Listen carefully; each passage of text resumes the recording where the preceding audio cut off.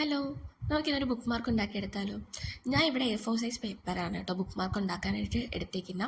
പക്ഷേ അതിനൊട്ടും കട്ടിയില്ല. നമ്മൾ ഈ ബുക്ക് മാർക്കൊക്കെ ഉണ്ടാക്കുമ്പോൾ ഇച്ചിരി കട്ടിയുള്ള പേപ്പർ വേണം ചൂസ് ചെയ്യാൻ വേണ്ടിയിട്ട്. അപ്പോൾ അതുകൊണ്ട് എൻ്റെ കയ്യിൽ ഇവിടെ ഇല്ലാത്തത് കൊണ്ടും ഞാൻ എന്ത് ചെയ്തു, ആ A4 സൈസ് പേപ്പറിൻ്റെ ബാക്കിലായിട്ട് ഒരു കട്ടിയുള്ള പേപ്പർ വെച്ചിട്ട് ഒട്ടിച്ച് കൊടുത്തിട്ടുണ്ട്. നിങ്ങൾക്ക് അങ്ങനെ ചെയ്യാം. A4 സൈസ് പേപ്പർ മാത്രം ഉള്ളെങ്കിൽ അങ്ങനെ ചെയ്യാം, ഇല്ലെങ്കിൽ നിങ്ങൾക്ക് ഒരു കട്ടിയുള്ള പേപ്പർ ഇതിനായിട്ട് എടുക്കാം. പിന്നെ ഈ ഒരു ഷേപ്പിൽ നിങ്ങൾ ബുക്ക് മാർക്ക് ഉണ്ടാക്കുമ്പോൾ ഈ ഒരു ഷേപ്പിൽ തന്നെ കട്ട് ചേർക്കണം കേട്ടോ. എന്നാലേ അതിനൊരു കുറച്ചും കൂടി ഒരു ബുക്ക് മാർക്ക് ആണെന്ന് നമുക്ക് ഒന്ന് തോന്നുള്ളൂ. പിന്നെ അങ്ങനെയൊന്നുമില്ല, ഇത് A4 സൈസ് ഷീറ്റ് വെച്ച് മാത്രം ഉണ്ടാക്കാം എന്നൊക്കെ വിചാരിച്ചിരിക്കുന്നവരാണെങ്കിൽ അങ്ങനെ ഇരിക്കില്ല. നിങ്ങൾക്കിത് അവസാനം മനസ്സിലാവും എന്തുകൊണ്ടാണ് അങ്ങനെ പറയുന്നതെന്ന്. ഞാനും ആദ്യം അങ്ങനെ വിചാരിച്ചിരുന്നതാണ് കേട്ടോ. അതിപ്പോൾ എനിക്ക് അബദ്ധം മനസ്സിലായത്. അപ്പോൾ ഇനി നമ്മൾ ഇതിൽ ചെയ്യാൻ പോകുന്ന വാട്ടർ കളറാണ്. നമ്മൾ സ്കെച്ചൊക്കെ ചെയ്യാം, പക്ഷെ അതിനൊരു ഇച്ചിരി ഒരു ഭംഗി വാട്ടർ കളർ വെച്ച് ചെയ്യുമ്പോഴായിരിക്കും. അപ്പോൾ ഈ വാട്ടർ കളർ ഇല്ലാത്തൊരു വിഷമിക്കണ്ട കേട്ടോ.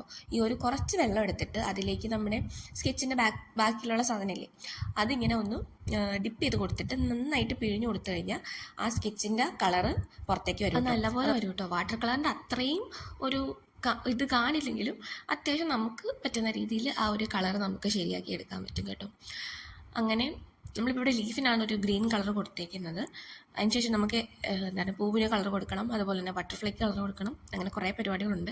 അപ്പോൾ ഇതെല്ലാം ഞാൻ ചെയ്തത് നമ്മുടെ ഈ ഒരു സ്കെച്ച് വെച്ചിട്ട് തന്നെയാണ്. വാട്ടർ കളർ ഇല്ലാത്തൊരു വിഷമിക്കേണ്ട, ഇങ്ങനെ പല കാര്യങ്ങൾ നമുക്ക് ഇതിലൂടെ ചെയ്തെടുക്കാം. പിങ്കും ഞാൻ അതുപോലെ തന്നെ ശരിയാക്കി എടുത്തിട്ടുണ്ട്. പക്ഷേ പിങ്കിന് കുറച്ച് വെള്ളം കൂടിപ്പോയി, അതുകൊണ്ട് തന്നെ അത്ര ഒരു കളറ് വരുന്നില്ല.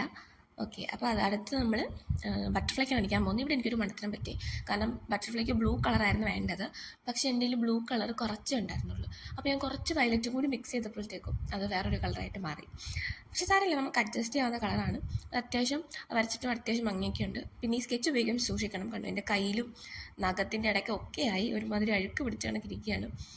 അപ്പം അങ്ങനെ ഒന്ന് സൂക്ഷിച്ച് ചെയ്യാം. ഇനി നമുക്ക് ചെയ്യാനുള്ളത് ഈ പടത്തിനൊക്കെ ഔട്ട്ലൈൻ കൊടുക്കുകയാണ് ചെയ്യേണ്ടത്. ഇവിടെയാണ് എനിക്ക് മണ്ടത്തരം പറ്റിയത്. ഞാൻ ഈ പൂവിനൊക്കെ ബ്ലാക്ക് വെച്ചാണ് ഔട്ട്ലൈൻ കൊടുത്തത്. പക്ഷെ അങ്ങനെ നിങ്ങൾ ചെയ്യരുത്, അതിൻ്റെ ആ ഒരു ഭംഗി പോവുകയേ ചെയ്യുള്ളൂ. നമ്മൾ സാധാരണ നോർമലിനൊക്കെ നമ്മളങ്ങനെ ചെയ്യുമ്പോൾ ഓക്കെ, പക്ഷേ ഇതിൻ്റെ അതൊരു ഭംഗി വരണമെങ്കിൽ നമ്മുടെ ആ പൂവിൻ്റെ തന്നെ കളറിലെ സ്കെച്ച് വെച്ച് കൊടുക്കുക. അതെല്ലാം ചെയ്ത് കഴിഞ്ഞപ്പോഴാണ് എനിക്കത് അബദ്ധം മനസ്സിലായത്.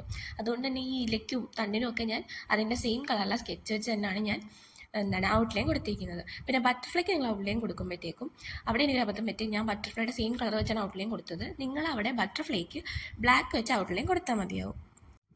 ഇനിയാണ് നമ്മൾ സൂക്ഷിച്ച് ചെയ്യേണ്ട സ്റ്റെപ്പ്. നമ്മളിതെല്ലാം ഒന്ന് വെട്ടിയെടുക്കാൻ പോവുകയാണ്. എല്ലാം ആ വൈറ്റ് വരുന്ന എല്ലാം വെട്ടിയെടുക്കുക. നമ്മളൊരു ബോർഡറിൻ്റെ ഉള്ളിലല്ലേ വരച്ചേക്കുന്നത്, ആ ബോർഡർ നിർത്തിയിട്ട് ബാക്കിയുള്ള എല്ലാം വെട്ടിയെടുക്കുക. പിന്നെ നിങ്ങൾ വരയ്ക്കുമ്പോൾ ശ്രദ്ധിക്കണം, ആ ബോർഡറിലേക്ക് എന്തെങ്കിലുമൊക്കെ കയറണം കേട്ടോ. അതായത് ഇപ്പം ഞാൻ ആ ലീഫ് കയറ്റിയിട്ടുണ്ട്, അതുപോലെ തന്നെ ബട്ടർഫ്ലൈ ആ ബോർഡറിലേക്ക് വെച്ചിട്ടുണ്ട്. ഈ പൂവും കൂടെ വെക്കേണ്ടായിരുന്നു, അത് ഞാൻ വെക്കാൻ വിട്ടുപോയി. അതുകൊണ്ട് തന്നെ പൂ ഇങ്ങനെ ഇളകി കിടക്കുന്നുണ്ട്. അപ്പോൾ അതിനെ കയറ്റി വെച്ചാലേ അവിടെ അങ്ങനെ നിൽക്കുകയുള്ളൂ, അല്ലെങ്കിൽ അത് വിട്ടുപോകും കേട്ടോ. അപ്പോൾ അങ്ങനെ നിങ്ങൾ ചെയ്യുക. അപ്പോൾ ഇതിനാണ് കട്ടിയുള്ള പേപ്പർ എടുക്കാൻ ഞാൻ പറഞ്ഞത് കേട്ടോ. ഇപ്പോൾ മനസ്സിലായില്ലേ? അപ്പോൾ നമ്മുടെ ബുക്ക് മാർക്ക് ഇവിടെ റെഡി ആയിട്ടുണ്ട്. ഇഷ്ടപ്പെട്ട ട്രൈ നോക്കണം, അതുപോലെ തന്നെ കമൻറ്റ് ചെയ്യാനും മറക്കല്ലേ.